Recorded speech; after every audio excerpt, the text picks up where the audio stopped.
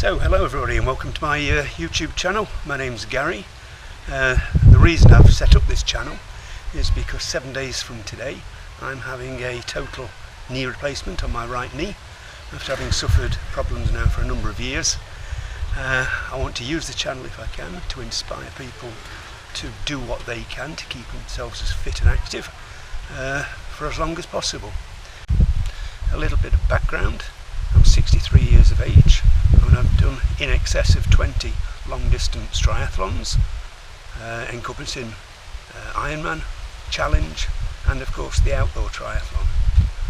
The Outdoor Triathlon's been running since 2010 and I'm one of a handful of people who've done every single full Outlaws, and I'm also one of two people who've done every single half Outlaws.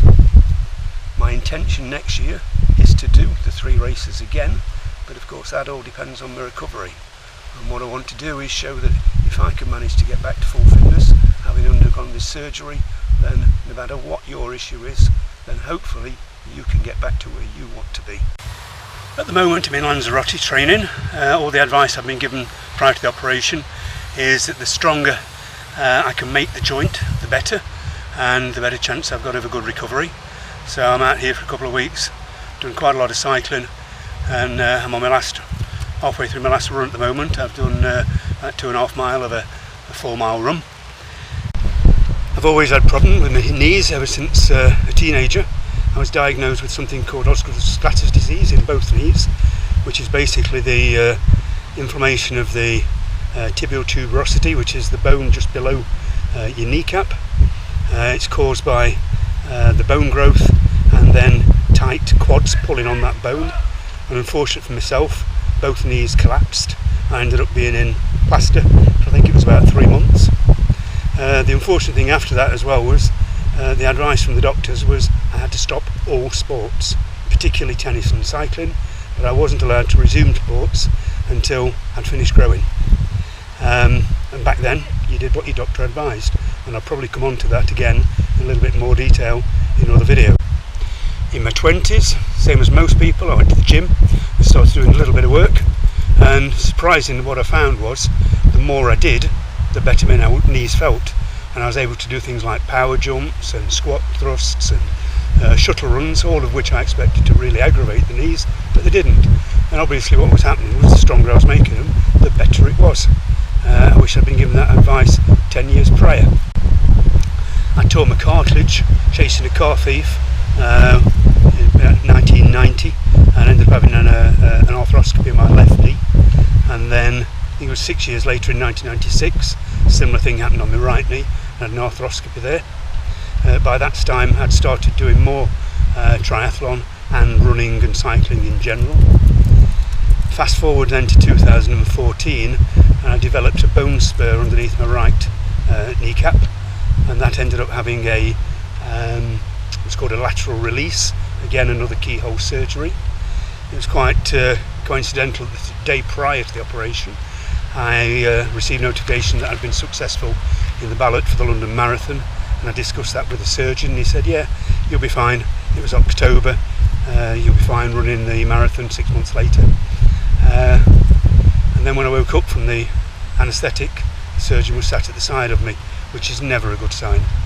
And basically he said that the cartilage in my right knee was pretty non-existent and it was almost bone on bone and my running days were over. He was right. I didn't run the marathon in 2015, but I did run it in 2016, and obviously since I've done every single Outlaw since 2010, I even managed to do the Ironman in 2015. So I've had 11 years out of the knee so far, continuing to run after I was told I wouldn't be able to. The past 2 years both knees have been playing up to one extent or another. I had a ligament issue with my left knee in 2024, which meant I had to walk the whole marathon part of the Outlaw, and then I think it was March of this year, 2025, that I developed quite an intense pain in my right knee. I ended up having it scanned and x-rayed, and it turned out by then I'd got severe arthritis underneath my patella, and moderate to severe arthritis within the joint itself, together with a torn cartilage. And it was the torn cartilage really that was giving me more of a jip than anything else. I did manage to run the full half marathon in the Outlaw half in Nottingham, quite slowly, but I managed to do it. But then unfortunately during the half at Holcombe, the pain became quite intense, and I stopped after about 5 miles and began walking, and then it began locking quite badly. So I ended up having to walk the final 8 mile of that race. By this time the surgeon had given me 4 options, which was basically physiotherapy, steroid injection if it was painful when I was running, keyhole surgery if it was locking, and a full knee replacement if it was painful during the night. I was still favouring merely physiotherapy, but as time went on the locking became more severe, and it was quite obvious that surgery of some description was going to be a necessity. I did manage to come up with a run walk strategy that I'm still doing to this day, which means that I can run without pain on a lot of occasions. It's basically literally running 20 seconds, walking 20 seconds, which is what I'm doing today, and touch wood has given me very little pain. But having now discussed all of this back with the surgeon, having revisited the x-ray, he was saying that keyhole surgery would do nothing, and pretty much total knee replacement is the only real option. So that's what I want to go in. So this is probably the final video I'll do while I'm out in Lanzarote. I'm 4 days out from the operation. I've mentioned about how my knee has affected me from a triathlon perspective, but I thought I'd just share how it affects me on a day-to-day basis. As with most injuries, some days are good, some days are bad, some days are really, really good, and my knee doesn't cause me a problem at all. Other days I just cannot move it, particularly having to get out of bed in the morning. The knee is really, really stiff. It's always swollen. As I say it, it feels full. The only way I can describe it for most days is instead of it being a joint, it's like a combination of billiard balls just banging together within the knee. Very often it's not painful, it's just really, really uncomfortable. And over the years I've developed a really bad limp. I can see now I'm very much dropped in that right knee. I'm bow-legged in that knee. Walking is the thing that really causes me a problem sometimes. That's why I found with the running, the 20-20 really works, because I'm only walking for 20 seconds. The running actually isn't too bad for it. But as I say, it's a day-by-day basis. I've not mentioned about what I do for a living. I'm now a chiropractor.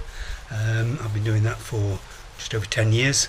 But prior to that, I'd spent 30 years in the police, hence, as I mentioned earlier, chasing the car thief. My rules when I ever give advice to patients, and this is what I try to do with myself, is listen to your body, no pain. And that's how I structure my days on a day-to-day basis, is I listen to my body and no pain. So if I want to go and do something and it doesn't feel right, I don't do it. And similarly, when I'm doing something that's bringing on pain, I stop. Soreness is a different kettle of fish, because my knee is sore, just generally sore. Doesn't matter what I do, it can be sore. So the running, as much as you would expect that to aggravate things, very often it doesn't. So this is where I'm hoping, once I can get this knee, all the cartilage trimmed off, the cartilage won't be there anymore with the new knee replacement. So we will see what it brings about afterwards. But I will still adopt those rules of listen to the body and no pain. I'm now back in the UK, and as you can see, the weather is decidedly wet. This is probably going to be my final video now before the op.